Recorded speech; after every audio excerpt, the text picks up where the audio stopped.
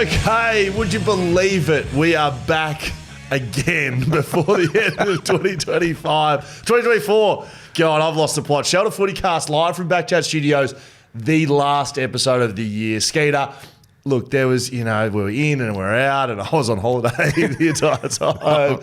So I was out, but I thought we've got to give the people what they want. The final episode of the year. Skeeter, welcome. Yeah, thank you so much, Scully. We had a little separation like any good couple. We decided that we weren't good for each other, and then we thought, hang on, we actually enjoy each other's company. So we're back, and I've got to say, in the interim, I've had even this morning at a function that father and daughter came up and they were talking Eagles, and they said, young lady goes, I want to see your next podcast episode. And I said, guess what? We're doing one today. So no, lots of people coming, whether it's in pubs, whether it's at the racetrack, they are still very wary of the Schofield Skeeter combination. You would have been copying this your whole media career. I mean, you've been in the media for 40 years. This would be a regular occurrence. This is new level. This is next level. I mean, generally, as other mates have said, I've been regarded as the top personality in Perth for women aged 55 to 70 for a while, but that's changed a bit.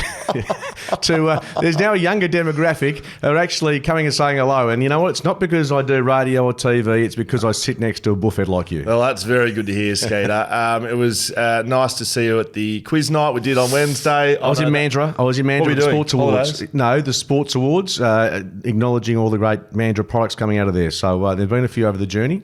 Yeah, Alex Winwood, little boxer who goes beautifully, take care of you in 10 seconds, don't worry. Honestly, no, it's it was a preordained appointment I had, so I was locked and loaded. But I heard Hammer did a good job, and you took the mickey out of me, which is not abnormal. As you deserve, mate. I mean, seriously, I gave you an introduction. I bagged you up. It was a very good night, by the way. I heard. It could be the way of the future for us. I think maybe we might have to lock some in for next year, as long as you can fit it in amongst I've got a few the Manager Sports Award. I introduced you as Skeeter's actually had a great opportunity come up. He's busy on this Wednesday night. He's awarding the Division 5 Violin Championships in Rockingham. He's emceeing that evening. There's 3 people there. Yeah, but they're paying cash. It makes a big difference. Anyway, no, thank you. I thought there would have been a Joe Biden reference, but no. That's good. But speaking of which, I'm going to pardon you for your behaviour when I take you to the races on Saturday. I'm not your son, though. No, it doesn't matter. You act like it. So it'll be quite funny. Anyway, Sleepy right. Joe has been smart enough to pardon his son Hunter before he nicks off out of the White House. Last time we got into this. Hello, Jaden. Welcome, mate. Jaden, the producer. Yeah, he's only 2 hours late. Skeeter's not happy with his being late, but in fairness... Not happy with Skeeter's parking. I did notice he put a diagonal pass. Well, thank God we don't need to put up with that for the rest of the year. I'm like Rain Man. I'm an excellent driver, but I'm not a great parker. I'll admit that. I'm like a Rain Man. How does that make you like? Have you ever seen Rain Man? Yes, he's a numbers guy. Highly intelligent. Yeah, he's a numbers guy. He is, but he said I'm an excellent driver, and you'd see him driving. But I'm a good driver, but I'm a terrible parker. You might be thinking, what are the boys going to talk about today?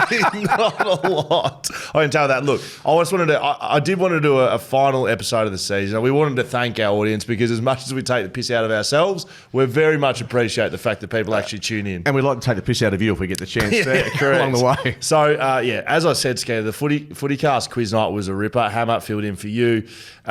We had probably about 150 people down at Leadville Hotel. Good numbers. Yeah, so I put it to you. I think next year, the year in review, but maybe previewing 2025, I think we need to make that a permanent fixture. I wonder if people would like that. Yeah, let's leave it to the people to decide. Okay, very good. Skeeter, I must add, it is the Shelter Big Beer Survey. It ends Friday. I mentioned this last time we had the pod.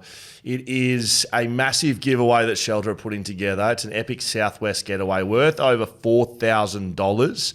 So all you have to do is jump on the Shelter website, shelterbrewing.com.au, and you can win that big giveaway. There's also $500 vouchers floating around as well. All you have to do is tell them how you enjoy having shelters. You need to spend 5 minutes on a survey. That's it. I don't know if you can find your way there, Skeeter. I don't know if you're a big survey guy. Not huge. I don't mind rating well in surveys, but do you mind?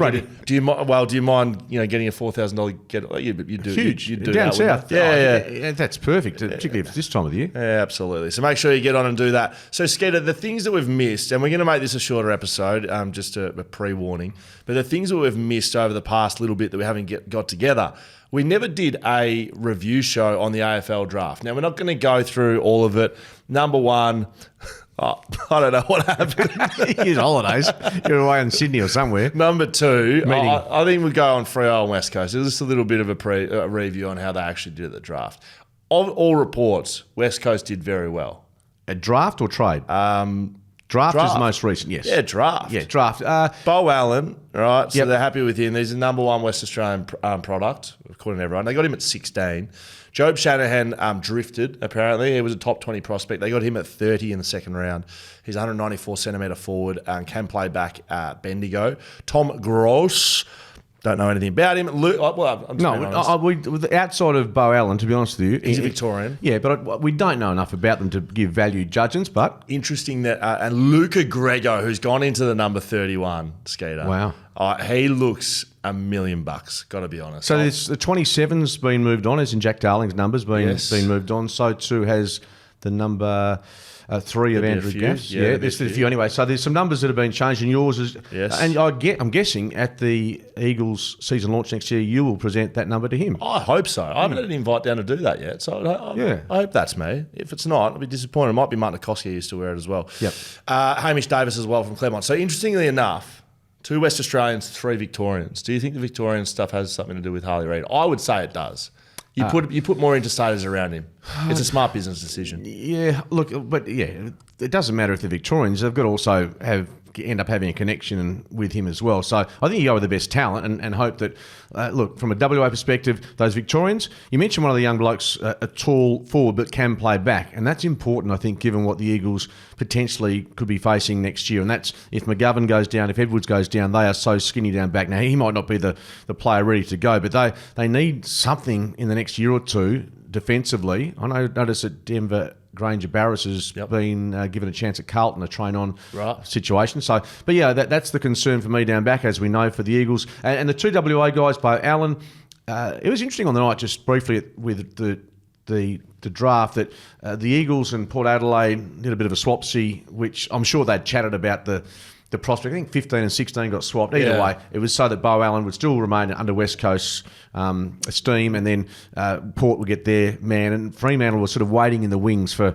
one of their players they were hoping to get. Well, Eagles national recruiting manager Dwayne Massey says, we couldn't believe Bo Allen got there with our first pick. It was an outstanding selection, an easy one to call out. Bo's been a terrific player for a couple of years now, a leader within WA side, so we're really to have Bo. So, I mean, sure, they weren't surprised. I mean, that's who they wanted, you'd think. If you're talking locally, absolutely. The only question I've got with Bo, and that's not his work rate, he's got a great tank, is where he will play. What's his role? I've seen him play off halfback for Peel at league level. Yeah, just where, I'm not sure he's an out-and-out midfield. It's not saying he won't be, but I'll be fascinated to see once you have a look at him and how he plays. What I know you've been a big same thing with Ruben Jimby. I was about to say you've been right across Ruben Jimby and his career and where he started, and maybe it's the same thing. Although Jimby looks like now he's going to be settled at sort of half back, and if he turns into an Elliot Yeo and goes into the midfield in the next 2 years, or a Hayden Young per se, then you can justify that. And Bo Allen might be the same. But I suspect more down back and maybe in the midfield, depending how the Eagles are tracking. I saw some A-pluses being thrown around for West Coast draft. Just to let you know, fans, the draft, everyone might have said you're going, well, it is graded when in 5 years' time. 100%. Or 10 years' time. And we look back and go, oh, that was a good draft or not. There is no way to tell if these guys will be players. And that's no disrespect to Bo, to Job, to Tom, to Luca, Haydovic. I hope they're all great players. I hope they all played 150 games for the football club.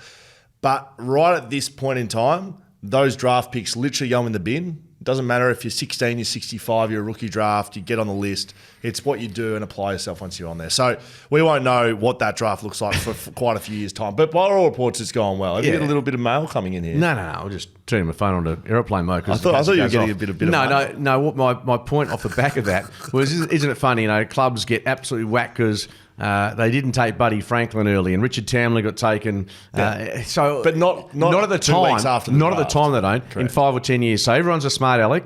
in hindsight, they know everything, and clubs get absolutely crucified. But you're right. Until we have a look 5 or 10 years down the track, and look, we might know within a year or two whether the likes of Bo Allen's been a good decision, or a couple of these young players. Yeah. Because what we've seen with some of the Eagles draftees in more recent times, let's be honest, outside of Harley Reid, Elijah Hewitt hasn't got on the park. No one's fault, but he still hasn't got on the park. Well, Kobe Bergeron just got delisted, I think. He was around second round draft. Yeah, exactly. I mean, we look at Elijah Hewitt, as I said. Noah Long has been injured but shows promise. Ruben Jimby's been the player that has been taken at the top end of the draft that you're saying, he gets a tick at this stage. But there's so many variables, as you say, injuries, the development, whether they were great players at underage level. Attitude. Yeah, so many factors go into it, as you know. It's just like if you hire a new employee, you can do all the research you like and you can get references done and you can bring them into your, but once they're here in a new workplace, if the attitude doesn't align with the club that they're working with, but the individually as well, if they can't drive themselves to better standards, well,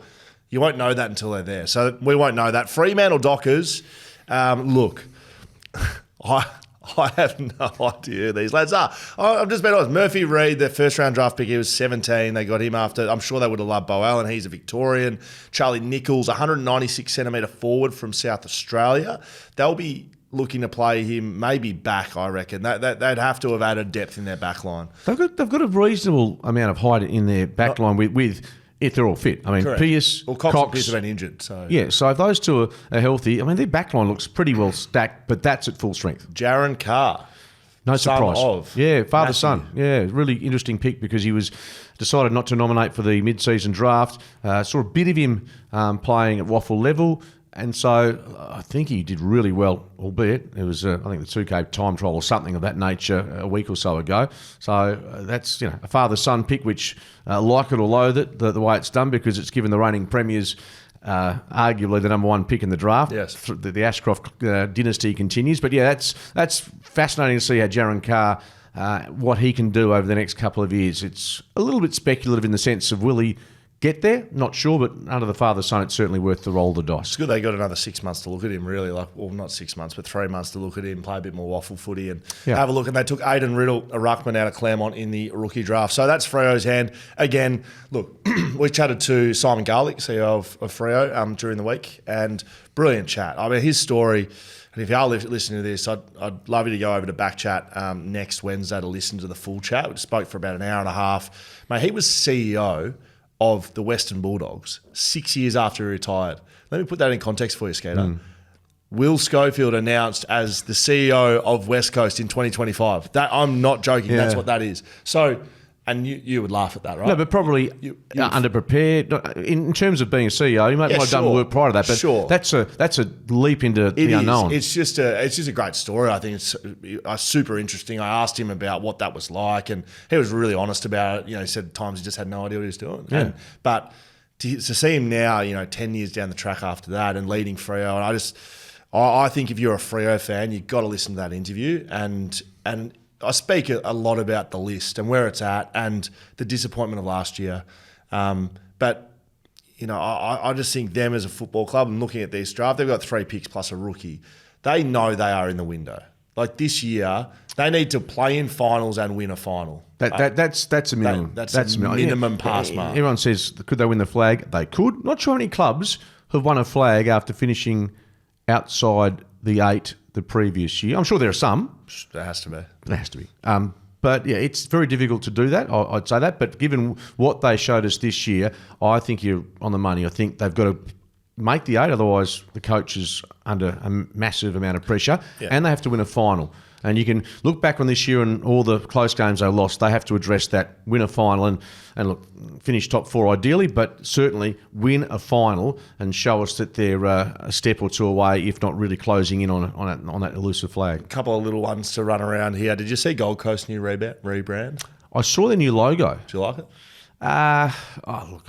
Take it or leave it. Seriously, it's end of the day. Really, couldn't give. Look, really, and the Adelaide Crows did the same thing. Yeah, St Kilda, I think, put a different shade of black on there.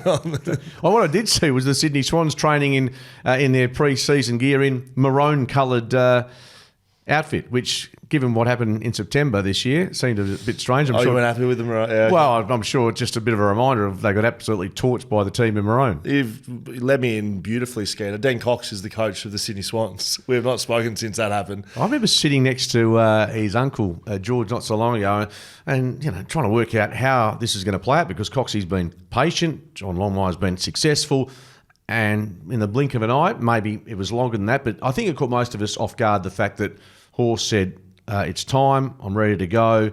I just wonder how much of that pain from the grand final took out of him in terms of just mentally having won a flag, but also being towelled up on a couple of occasions, most recently Geelong and then Brisbane in September. That must sting. And he had a great coaching career, but yeah, it all happened in a blink of an eye, although we knew it was going to happen at some stage.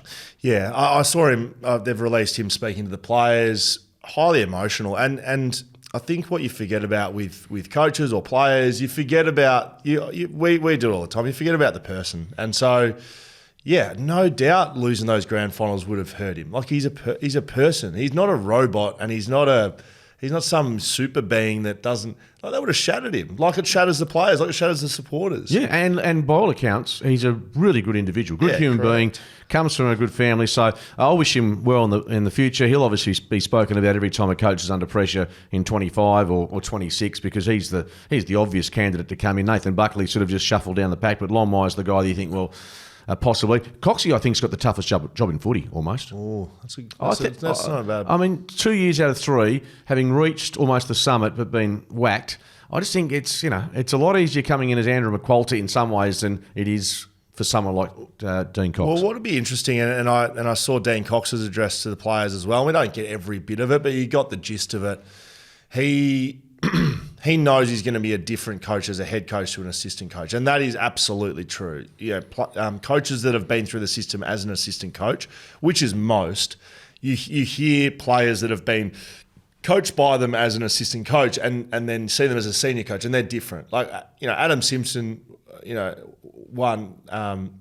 Ellis had him as an assistant coach at Hawthorn, and then he was his senior coach when Xav came over, and he said, the characteristics and the values are still there, but it's a different job. It's assistant coach and head coach are not the same. Well, let's just break it right down. One's got the total responsibility, decision making of the club, of the on-field and the off-field. People relate to you as the figurehead in so many ways. Yep. An assistant coach, I know you do a lot of the donkey work, but the responsibility is certainly not with you to many people's eyes. I asked Andrew McQualter that question. What's the biggest difference? What's the number one? And he said the decision making, and he said going from an assistant coach where you're busy and quite often you work until midnight and you're watching vision and you're clipping clips and you're working on a game plan.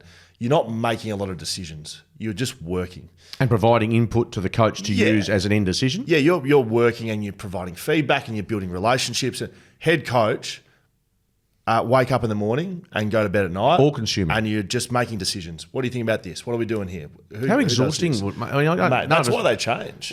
Well, but the fact that Longmire lasted so long, Simpson lasted so long, it's difficult. It's a tough gig, and they're paid well. And you can always put that as a caveat in your argument. But you're thinking about it and the responsibility, and you are not just mentally, you're emotionally invested in your players, be it on-field, off-field. I'd imagine, it's like being a father to 30 or 40 blokes and trying to make sure that, if things are going wrong in their life, that you're there for them as well. That's where you saw the emotion from John Longmire. So, look, I think really well handled by Sydney. Like, they've come out, they've said it wasn't planned, they said it was a decision made 2 weeks ago. Look, we know what's happened here. John's gone away in the off-season and he's thought about it, and he's probably called Coxie. He's called Coxie and said, mate, this is what's going to happen. And they all knew what was going on. And internally, Sydney Swans have been a side that have done that. They've been a team that have kept things internal. They make the decision. It's pretty clear and cut here, and Dean Cox will go on and lead. On the point that, toughest job in footy, like I think, coaching a Kangaroos or a St Kilda or these sides that have been underperforming would be tougher than coaching Sydney. They've got an incredibly strong culture. They've got a strong membership base. They're financially sound. They've got a good team. I think it's an overstep to say it's the hardest job in footy. No, I think it's one of the hardest jobs in footy, given that they if they won where does he go from there? He's got to win the flag to have an improvement. No, that's what I'm saying in simplistic terms. But I know your point. But I just think Coxie, if he's got the ability to get these guys to reset after 2 grand final defeats for many of them, humiliating defeats in 3 years, and still contend in 25, hats off to him. I just think it's going to be really tough. You mentioned Port Adelaide. They've gone close. At what stage do you start running out of, you've given everything for 3 years, there's a drop-off point. There's going to be some teams that do that this year. Might be Sydney, might be Port. Now, Skeeter, that's probably it for footy, mate. And I'll give you a wrap at the very end of it. But before we leave, cricket, I mean, what's happened over here in the West Test, mate? Like, what is going on? Yeah, the guy called Jasper Boomer is not too shabby with ball in hand, but our batting... India, very good. Let's start with that. I 100% agree. They're Jaswal, Kohli, they batted superbly. If you come to me at 2 o'clock on the day one and said, what's happening with the strike? Well, they knocked over India for 149. That's a good point. So you're thinking life's a gas and you make 300 and it's game over. Well, they make 100. Did you go? I didn't end up going, no. I thought you were up to the top of the champagne. No, I didn't. I went to the races instead. I couldn't get a ticket to the cricket. You invited me to the West Test, I reckon. Yeah, but you weren't here anyway. So you invited me without a ticket? Yeah. Or were you inviting me to then go, all right, no worries, do you get us some tickets? Probably. So anyway, I didn't go, but I did watch it. And the question mark on Friday, I'm going to be fascinated. Obviously, at the top of the order, Nathan McSwaney deserves an opportunity to continue to see what he's got. Marnus Labuschagne scored, gone past 10 once in his past 10 innings. So is he playing, is he? He's going to play at 3, no question about that. Steve Smith is obviously not playing at the same level. Our batting is suspect. Mitch Marsh will play for what it's worth. It's been for a while, though, hasn't it? Yeah, you're not wrong. But because you're winning test matches, which they've done, they drew the series in England, they retained the Ashes, the World Test champions in cricket. They're number 1 in the world. So they've done a fair bit right, but I do agree it's an ageing batting lineup, and we don't have much coming through, apart from Josh Inglis, who is a middle-order batsman. So, yeah, look, going to be interested to see how we handle it. And Scotty Boland will come in for Josh Hazlewood. It's a pink test match, Scully, so a day-nighter in Adelaide. Right. And that means the ball will do a fair bit once the lights take effect. And I'm not a huge test match man, but, when you get home at 5 o'clock and watch a bit of test match cricket with 2 really good sides. No, I'm about that. And a bit of pressure on the Aussies, I think it'll be really fascinating. Very good. I'm going to the races with you this weekend. No, it's Northerly good. Stakes. I'm just so Do you happy. have tickets to that? I'm happy for you. Yes, invited me to that. I'm happy for you that you're coming along. You'll mix with a professional punter, someone who knows what so he knows what he's doing at a racetrack. That's why I've invited Rick Hart to come and have a chat to you before the first, just to give you some tips. So you and I'll just bumble and fumble our way around. Free drinks where we go? Not necessarily. No, pretty discounted, but Shoulder FootyCast maybe put it on. Well, I'm hearing your ad with the BackChat boys on the radio quite regularly with Will Schofield at the races, so you're obviously being promoted well, so maybe you might be able to provide the free lager. Well, I might be able to. I'm looking forward to it. We'll have some fun, because good thing is, like, my daughter said, should we preload before we go? I said, we're going to be there at midday. What are you doing? So yes, we'll be preload at 9:30. No, we'll maybe have one little short sharp one. When's the first race? About 12:34. So what's up? I think my horse is racing. I think I'm horse racing on the day. Not in the Northerly Stakes. What, you part on a horse? Yeah, 5 down. You know about this. Yeah, mate, it won last week. Paid $21. At Ascot? Yeah. Oh, I didn't know that. At Belmont. It won at Belmont. Couldn't have won at Belmont. They're not racing at Belmont, are they? 2 weeks ago, it won at Belmont. Okay. On Wednesday. I thought they were racing. Maybe they're in midweek as at Belmont. Yeah, midweek, Belmont. Okay. And then our race at Ascot led by about 100 metres with 200 to go and got rolled. So I think we could be rolling it out again for the Northerly. Okay. Oh, well, Millsy, bloke at PR that I work with, he had a horse called Bravo Centurion, ran in the main race, the Winterbottom last week, and it finished last. So that's racing, though, Scully. So, Skate, that's us for the year for 2024.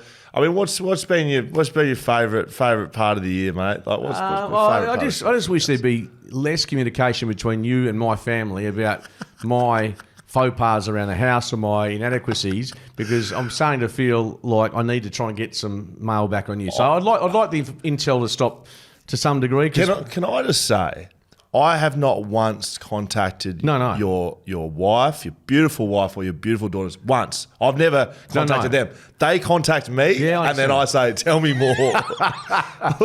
That's been a low light, but you got to wear that, because people come up to you and they think that you're not quite all there. But you aren't. You're like a really struggling We individual. told you to stop parking diagonally, and you just pull up diagonally. I try to look after the... You can't use scissors. You can't use tools around the home. No, the hands aren't great. The hands are very soft. Anyway, I have a lot of foibles, a lot of mistakes that I Just make. a normal bloke. I think that's what people I'm a like. normal bloke. Yeah, well, that's what I definitely am, a normal bloke. But no, it's been absolutely a lot of fun. The highlight for me, footy-wise, I think Brisbane's premiership, as I said, one of the best I reckon we've seen in the last 20 years. From what they went through, I thought it was huge. Not discounting what your boys did in 18, but no, it was a really good year of footy. And the main thing is, mate, we had some fun. We took the mickey out of ourselves, had some great feedback from our audience, and then, mate, continue. It was bloody good. I enjoyed when you were in New York. That was good, especially when they forgot your bags. They didn't forget it, but the bag carousel broke for about 45 minutes, and I thought, I've just travelled 27 hours, and I'm stuck here at JFK. Yeah, but then you went to check in the hotel. Someone was in your hotel room. Yeah, they were in our room. That was interesting as well. No, that's part of travelling, Scully. I enjoyed this year in terms of footy. Like, I think this was a really good year. Like Brisbane were like 9-5 or something. They started terribly. It's a great result for footy. Come through and win that. We saw Collingwood go down the ladder, which was enjoyable to watch. And my predictions were pretty much on the mark, which I'm happy about. Yeah, well, I wasn't going to mention that, but you did do well. I don't love the fact that the West Australian teams had poor years. No. And I don't actually think we spent enough time on Freo. Like, their missing finals was just an absolute calamity. West Coast, you know my thoughts on them, but they've changed almost everything that's possible to change. So you'd like to think that they'll be a different team in 2025, but that for me was the low light.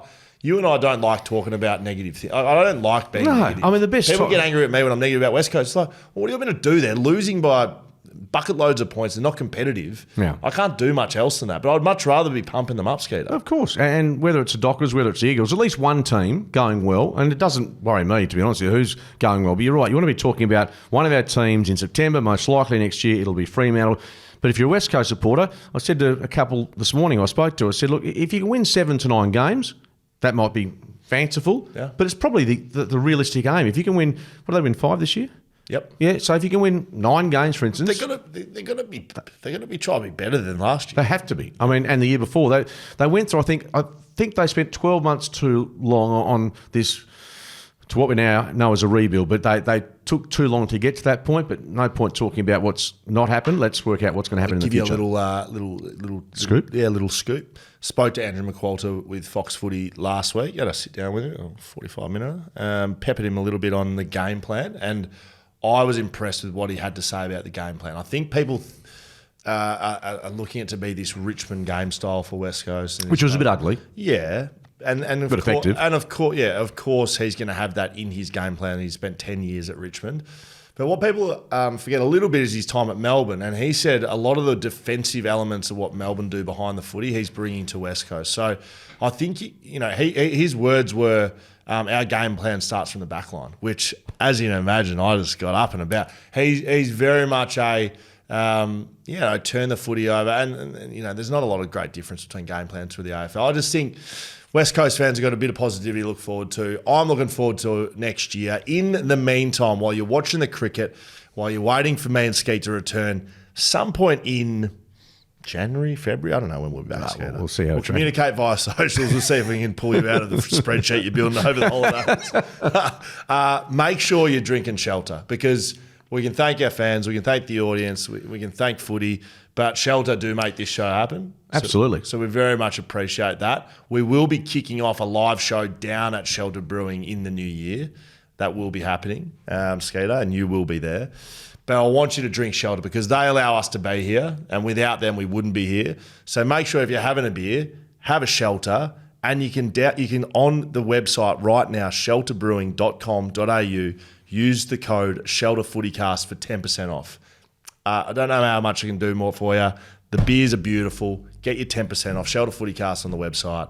And Skate, I'm going to allow you to have the final words of season 2024. Well, and if you're driving down south, make sure you pop in to see the team at Shelter. Great facility, and not just the drink, but also the foods. And on behalf of Scully, myself, and just want to give a shout out to the bloke behind the computer who does a super job. I know he's... This probably was the first show in 3 years he's been late for, Jaden. Yeah, but he does a lot behind. Anyway, you gave him a rap off air, but Jaden does a terrific job. You don't probably see or hear from him much, but without him and the likes, this show simply wouldn't get off the ground. Oh, well done, Skeeter. Great job. I'm a team player. I look forward to building a full dialogue of things that you fuck up over the next 2 months. And I'll be bringing that to you live from January. We'll see you at the race on Saturday. Come up and say good day to Scully and myself. G'day, giddy up. Take 'em